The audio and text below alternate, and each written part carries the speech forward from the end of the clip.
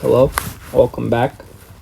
In this video, I'm going to be going over 3 ACT math questions. For all these problems, I recommend pausing the video and trying the problems yourself first before you see me solve them. Without wasting any time, let's get into it. So, question 35 says, let the slope of 3x plus 2y equals 5 be m1, and the slope of 6x plus 4y equals 7 be m2. Which of the following is true? So, for this question, you need to know the slope-intercept form, which is y equals mx plus b. M is your slope, and b is your intercept, your y-intercept. So what I would do is I would get both of these equations into this form, and then we can compare the slopes. So the first equation, 3x plus 2y equals 5. And let's get this into the slope-intercept form. So subtract 3x.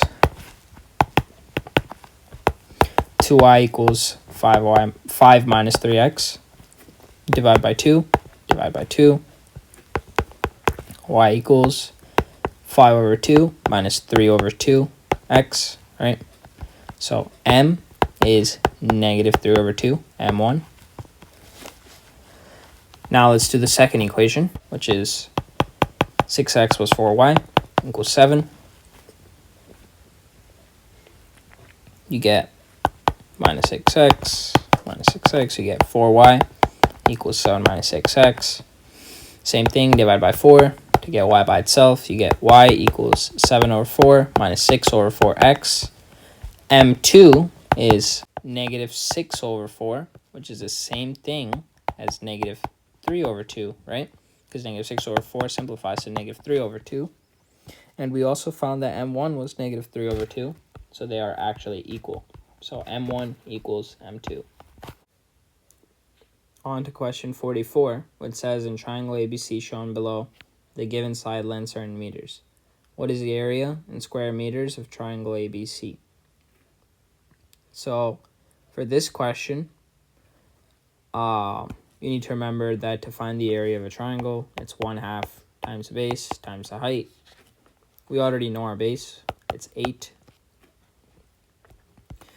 We're trying to figure out this red line over here, which is our height.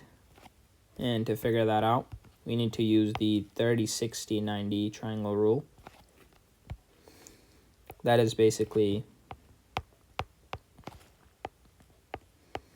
so if this angle is 30, the side opposite to angle 30, that's x.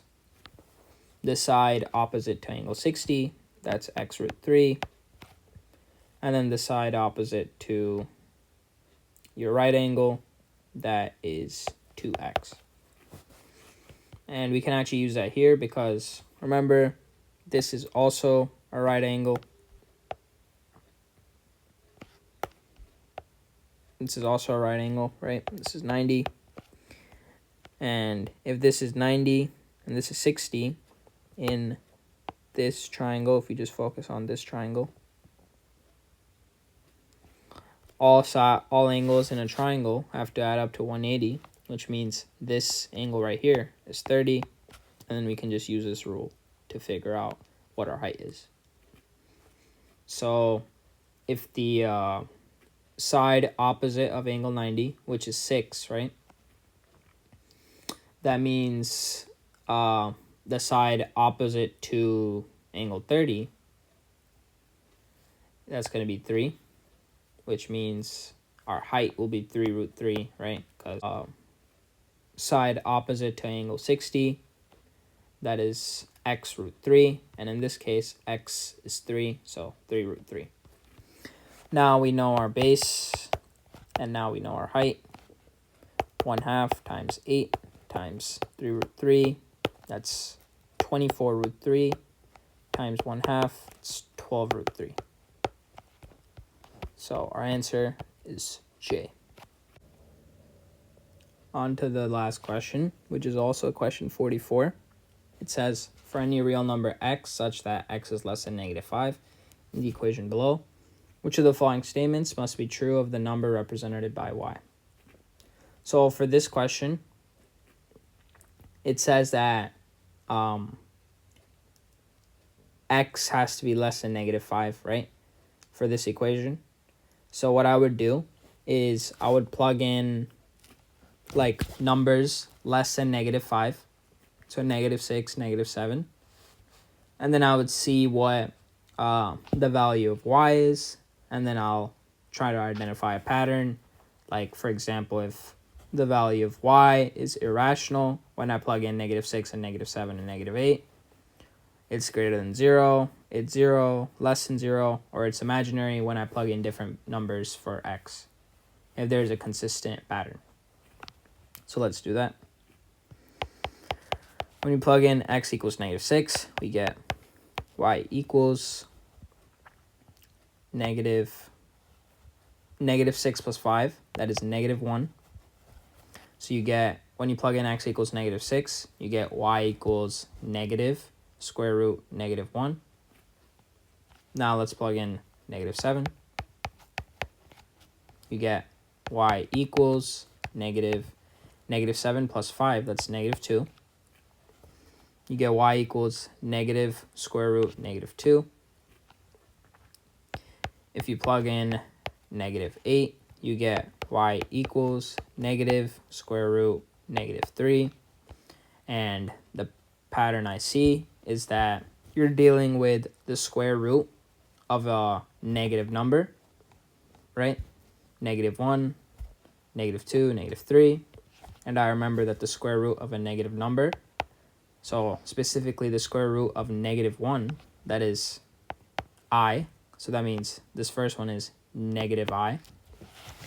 And whenever you're square rooting a negative number, you're always going to be dealing with imaginary numbers.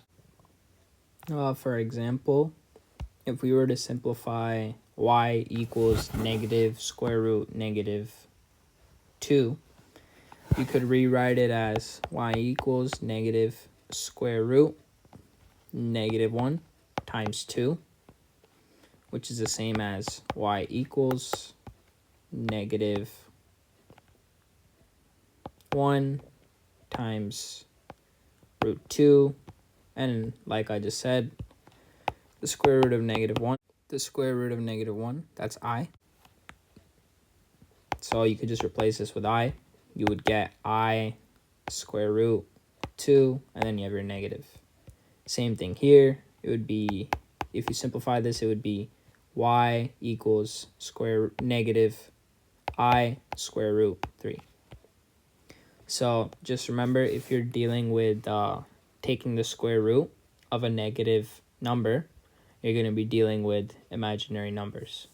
So that means 44 is k and y is imaginary. I hope my explanations made sense, and thank you for watching.